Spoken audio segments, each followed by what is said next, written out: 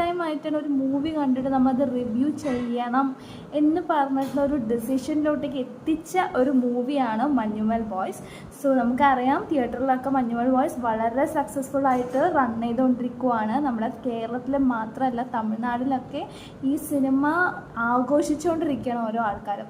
So ഇത് വലിയൊരു success ആയിട്ട് തന്നെ ഞാൻ പറയും.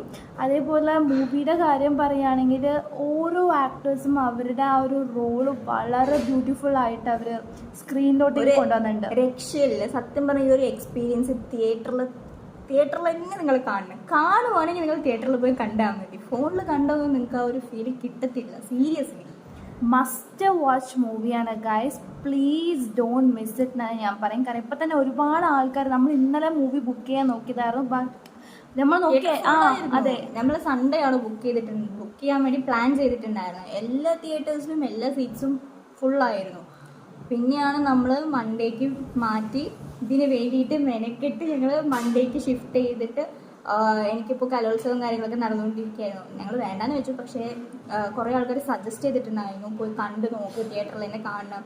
അപ്പം അങ്ങനെ വാശി കയറിയിട്ടാണ് നമ്മൾ മൺഡേ ഈവനിങ് ഷോയിൽ ബുക്ക് ചെയ്തിട്ടുണ്ടായിരുന്നത്. അങ്ങനെയാണ് നമ്മൾ പോയി കണ്ടിട്ട് വന്നിരിക്കുന്ന.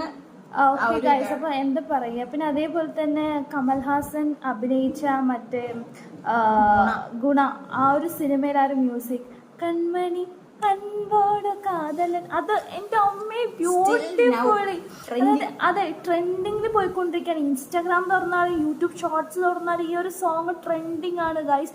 എന്താ പറയുക. കാരണം എനിക്ക് നോർമലി ഈ ഓൾഡ് സോങ്സ് വന്നിട്ട് റീക്രിയേറ്റ് ചെയ്തിട്ട് ഇതുപോലെ ന്യൂ കമ്മിങ് സിനിമയിലിടുന്നതൊക്കെ ഭയങ്കര ഇഷ്ടമാണ്. അതും കറക്റ്റായിട്ട് എക്സിക്യൂട്ട് ചെയ്തിട്ടുണ്ട്. അടിപൊളിയായിരുന്നു, ഭയങ്കരമായിട്ട് ഇഷ്ടപ്പെട്ടു.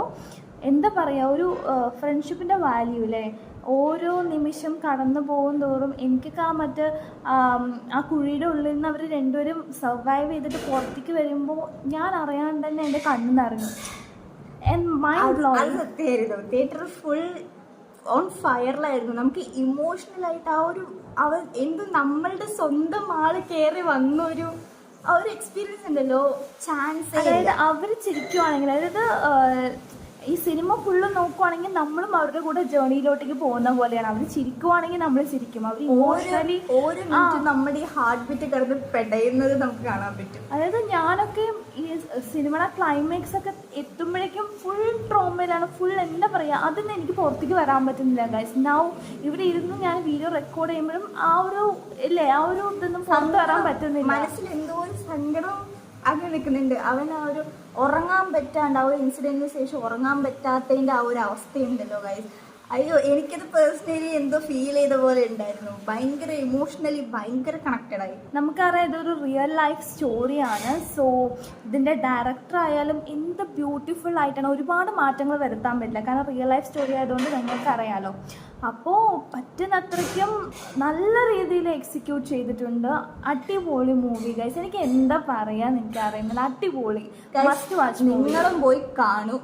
OTT റിലീസായി ഫോണിലിരുന്ന് കുത്തി കാണാനൊന്നും വിചാരിക്കരുത്. നിങ്ങൾക്ക് ഒരു ഫീല് കിട്ടത്തില്ല. ആ ഒരു ഫീൽ നിങ്ങൾക്ക് പേഴ്സണലി നിങ്ങൾ കണക്റ്റഡ് ആവണമെങ്കിൽ നിങ്ങൾ തിയേറ്ററിൽ തന്നെ പോയിട്ട് കാണണം. എന്തായാലും ഞങ്ങൾക്കുള്ള ഒരു എക്സ്പീരിയൻസ് തന്നെ നിങ്ങൾക്കും തീർച്ചയായിട്ടും ഉണ്ടാവും ഞാൻ വിചാരിക്കുന്നു. സ്റ്റിൽ നൗ ഗൈസ് ഞങ്ങൾക്ക് അതിന് പുറത്തു വരാൻ പറ്റുന്നില്ല. ഞങ്ങൾ ഒരുപാട് സംസാരിക്കുന്നുണ്ട്, എന്തോ ആ ഒരു സിറ്റുവേഷനിൽ വരാൻ പറ്റുന്നില്ല. അടിപൊളി മൂവി ഗൈസ്. അപ്പോൾ മസ്റ്റ് വാച്ച് മൂവിയാണ്. സോ എല്ലാവരും പോയി കാണും അല്ലേ. സോ ഞങ്ങളത് പേഴ്സണൽ ഒപ്പീനിയനാണ്. സോ ഞങ്ങൾ മൂവി കണ്ടിട്ടുള്ള അഭിപ്രായം പറയുക. എന്തായാലും ഞങ്ങൾക്ക് ഭയങ്കരമായിട്ട് ഇഷ്ടപ്പെട്ട്. അടിപൊളി movie guys, the Manjummel boys. By.